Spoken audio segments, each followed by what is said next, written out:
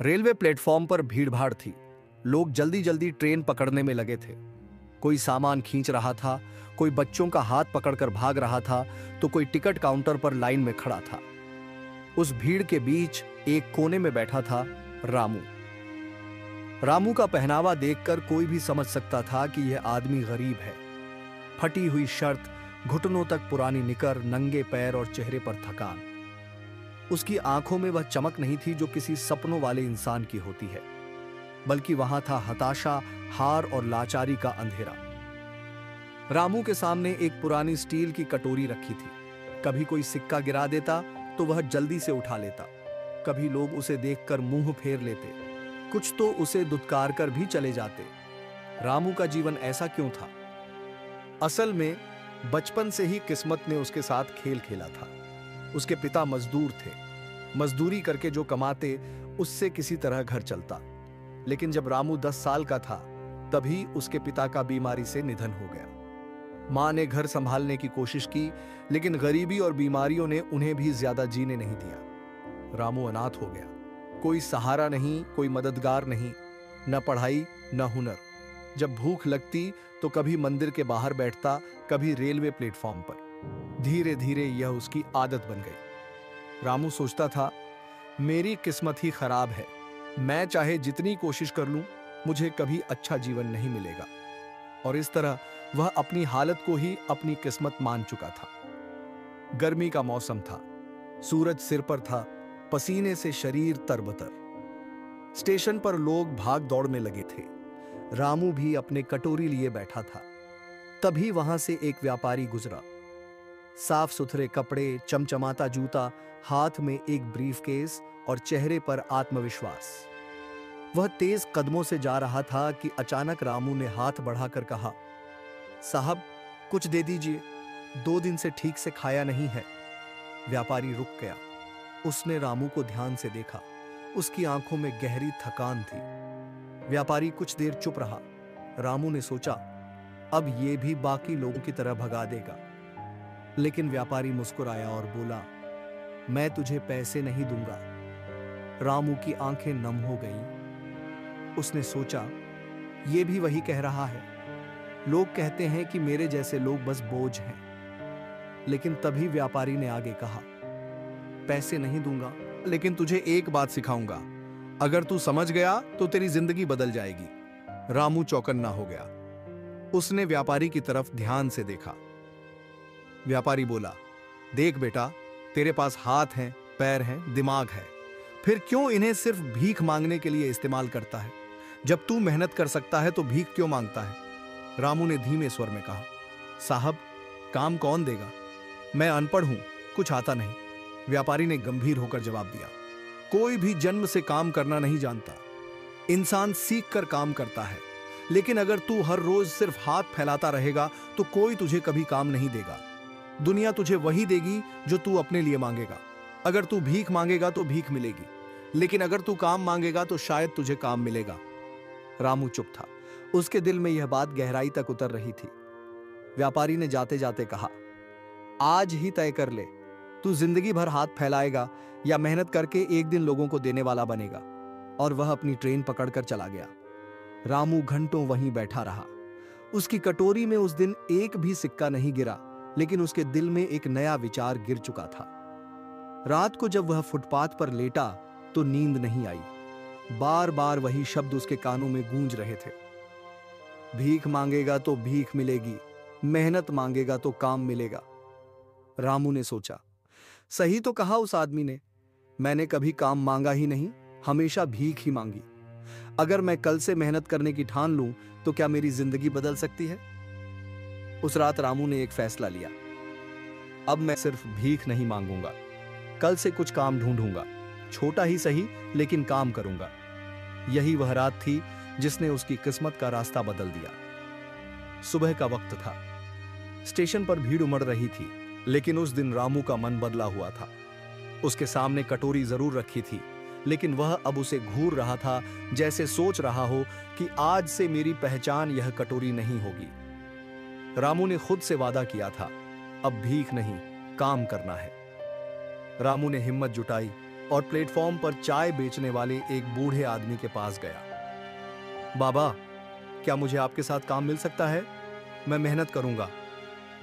बूढ़े चाय वाले ने पहले उसे शक से देखा। बोला, अरे तू तो हमेशा भीख मांगता था, काम करेगा? रामू ने मजबूती से कहा, हाँ, अब भीख नहीं मांगूंगा, सिर्फ काम करूंगा। बूढ़ा मुस्कुराया, ठीक है, रोज मेरी दुकान साफ कर देना, बर्तन धो देना और ग्राहकों को चाय परोस देना।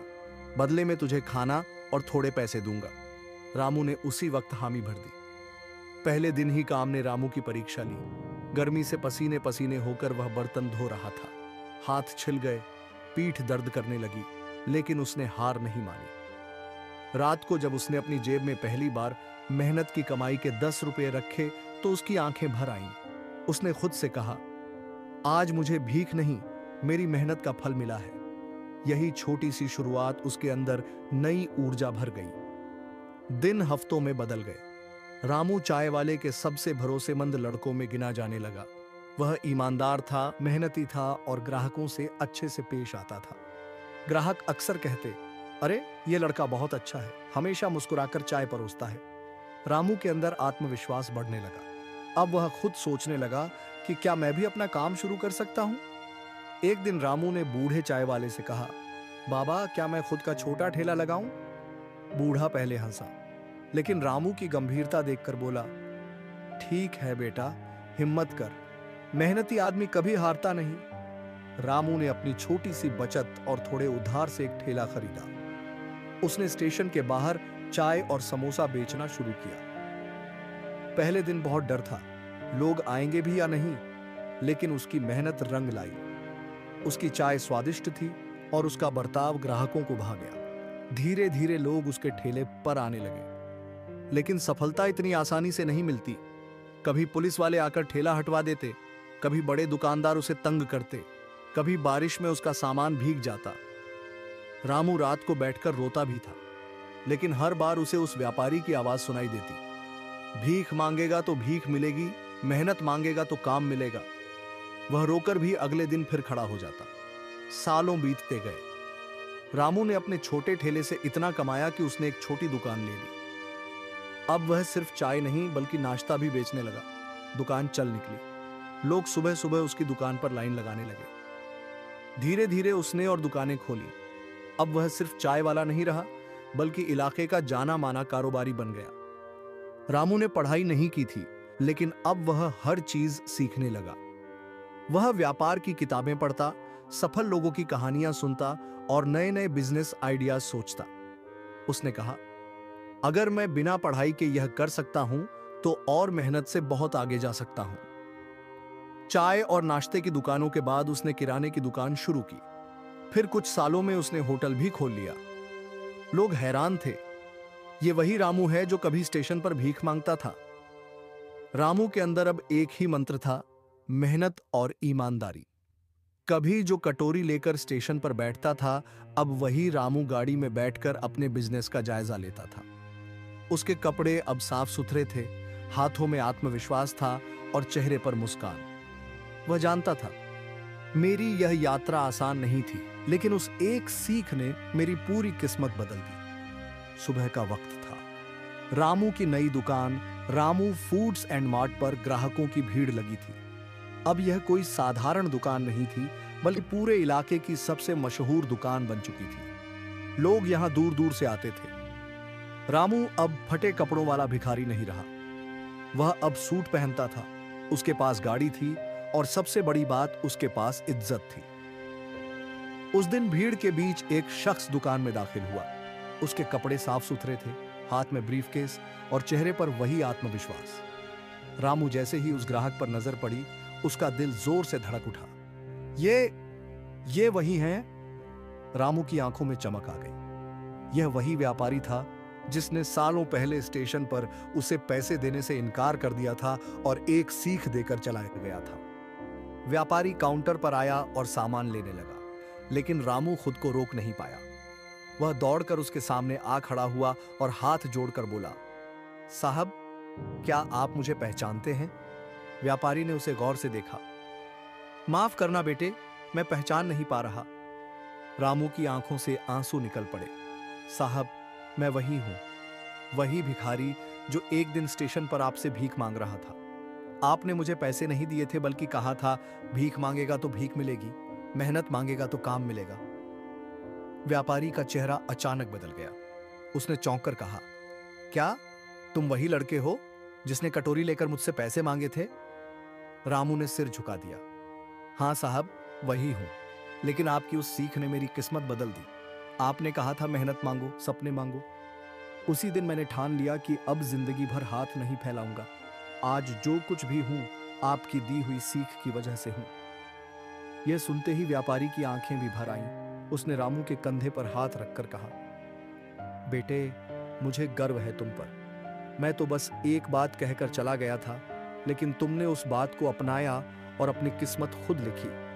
यही असली इंसान की पहचान है। रामू भावुक होकर बोला, साहब, मैंने उस दिन समझा कि जिंदगी बदलने के लिए पैसों की जरूरत नहीं होती, बल्कि सोच बदलने की जरूरत होती है। अगर आप मुझे भीख दे देते तो शायद मैं आज भी उसी स्टेशन पर बैठा होता, लेकिन आपने मुझे सोचने पर मजबूर किया और वही सोच मेरी सबसे बड़ी पूंजी बन गई। यह बातचीत सुनकर दुकान में मौजूद लोग चुपचाप खड़े हो गए। सबकी आंखों में सम्मान था। वे समझ गए थे कि रामू का अमीर बनना सिर्फ मेहनत नहीं, बल्कि सही सोच का नतीजा। रामू ने अपनी कहानी खत्म करते हुए कहा, साहब, आपने उस दिन मुझे सिर्फ एक वाक्य दिया था, लेकिन वही वाक्य मेरे लिए जीवन का मंत्र बन गया। आज मेरी कई दुकानें हैं, लोग मेरे यहां काम करते हैं, और सबसे बड़ी बात, आज मैं खुद भूखे लोगों को खिलाता हूं, क्योंकि मैं जानता हूं भूख क्या होती है। व्यापारी गर्व से मुस्कुराया और बोला, बेटे, यही असली अमीरी है। अमीरी पैसों से नहीं, दिल से होती है, और तुमने साबित कर दिया। रामू ने अपने कर्मचारियों से कहा, साहब, जो भी सामान लें उसका पैसा मत लेना।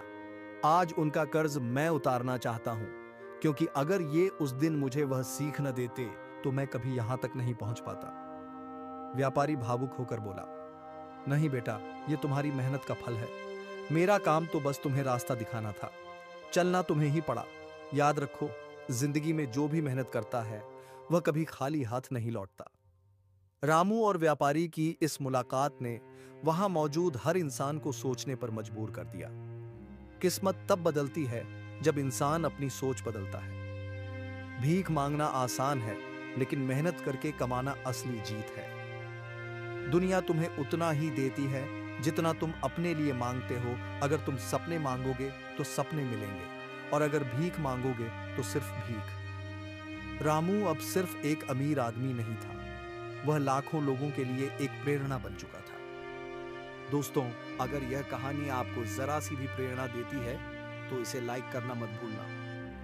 आपकी एक लाइक हमें और कहानियां लाने की ताकत देती है। और हाँ, अपनी राय कमेंट में जरूर बताइए, क्योंकि आपकी सोच हमें और बेहतर बनने में मदद करती है। अगर आप चाहते हैं कि हर दिन आपके पास मोटिवेशन और नई सीख पहुंचे, तो अभी के अभी सब्सक्राइब बटन दबाइए और बेल आइकॉन भी दबा दीजिए, क्योंकि जुनून ड्राइव का सफर आपके बिना अधूरा है।